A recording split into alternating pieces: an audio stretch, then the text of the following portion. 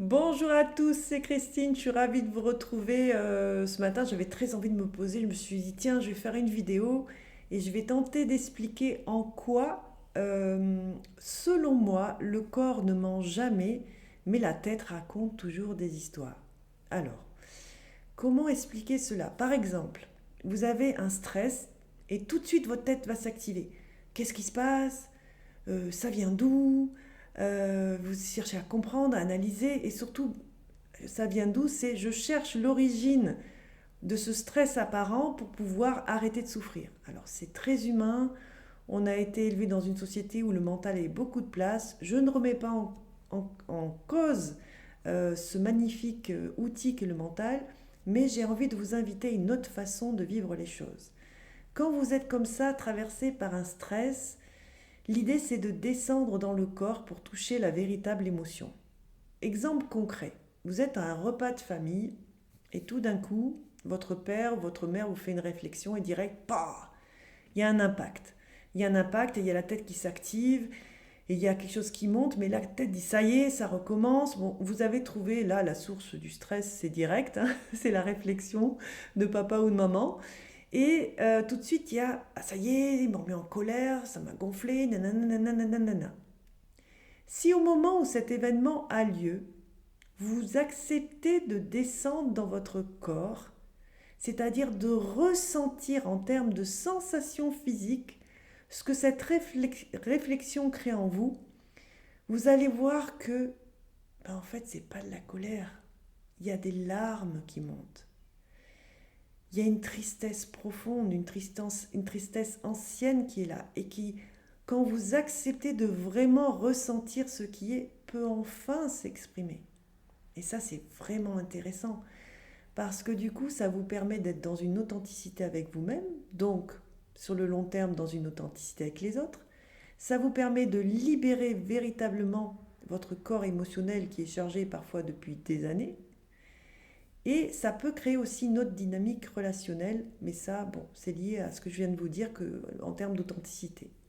Donc là, c'est vraiment l'invitation, c'est au lieu de penser mes émotions, est-ce que je peux commencer à les ressentir et toucher la véritable émotion qui est souvent cachée derrière une autre. Un autre moment où je trouve où le corps ne ment pas, euh, c'est quand on a des décisions à prendre, quand on a des invitations qui arrivent et on doit y répondre. Par exemple, on vous invite à une soirée, est-ce que ça fait yes avec de la joie ou est-ce que ça fait oh, bah, envie d'y aller? Parce que la tête, très vite, elle va rattraper, elle va dire oui, mais ta copine, elle t'a invité plusieurs fois, ce serait bien que tu y ailles parce que blablabla. Donc, du coup, vous allez peut-être écouter la tête. Mais si vous écoutez la tête, vous n'allez pas être aligné sur ce que vous voulez vraiment. Ce que votre corps vous a dit, c'est j'ai pas envie d'y aller. J'ai envie de passer une soirée tranquille. J'ai besoin de temps seul en fait. Voyez. Et du coup, paf, des alignements. Et des fois, par rapport à des propositions alléchantes, c'est vraiment chouette de voir à quel point le mental il s'active. Moi, je me souviens une fois, j'avais négocié. Enfin, j'étais en CDD quelque part, on m'a proposé un CDI, j'avais négocié un super salaire parce que je n'étais pas vraiment intéressée en fait. Bon, pour la première fois de ma vie, j'avais négocié un salaire et au moment du rendez-vous final de conclusion de l'embauche, je m'assois en face de la directrice et là, le corps me dit, me crie en fait, n'y va surtout pas, non. Donc j'ai cette femme en face de moi et je lui dis, ben en fait, je vais pas prendre le poste. Et là, elle me dit, ouah, Christine, vous êtes vraiment dure en affaires. Elle voulait, elle était prête en fait à encore augmenter le salaire pour que je puisse rester. Et là, je la regarde, je fais, mais non, mais en fait, le poste, il est pas pour moi. Et au moment où elle m'a dit, vous êtes vraiment dure en affaires, je me suis dit, waouh, je peux encore demander plus, ta ta ta ta ta. Mais c'est cette authenticité, elle se met en place. Plus vous écoutez votre corps, en fait, plus vous allez avoir les bonnes informations pour vous. Et je n'ai jamais regretté, je vous promets, de ne pas avoir pris ce poste, qui aurait été quelque chose de confortable, de bien payé, mais où je me serais, je pense, fondamentalement ennuyée. Donc voilà, donc l'invitation, parce que ça m'excite ce sujet, je trouve ça super, c'est de vous inviter à revenir le plus possible dans votre corps quand vous êtes traversé par quelque chose d'apparemment difficile. Vraiment.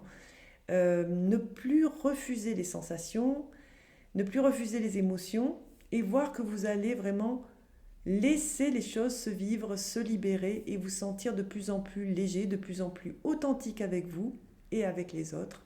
Voilà, c'était l'invitation du jour. Je parle souvent de ça, mais j'avais envie de faire une petite piqûre de rappel, une petite explication, parce que je trouve qu'aujourd'hui, nous sommes dans un contexte assez difficile sur le plan sociétal, des fois familial, des fois à tous les niveaux, et on a besoin de devenir notre propre boussole, parce que si vous regardez ce qui se passe, en fait, vous avez tout et son contraire.